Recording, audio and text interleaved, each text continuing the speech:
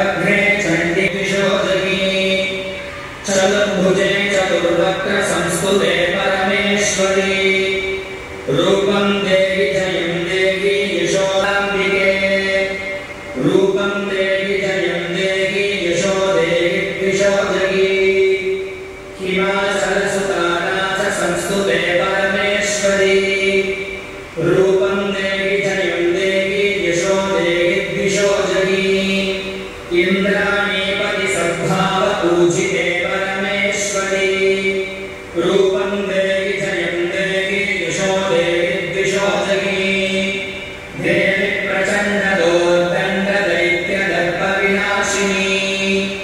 रूपं देहि जयं देहि यशो देहि विशोदगी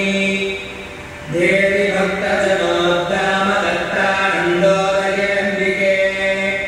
रूपं देहि जयं देहि यशो देहि विशोदगी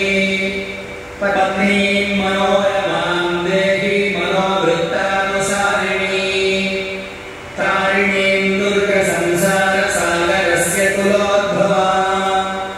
इदं स्तोत्रं पठित्वा तु महास्तोत्रं पठेन्नरः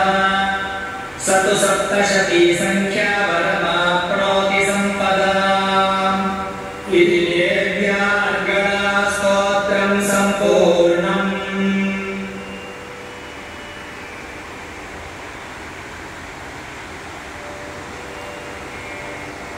अथ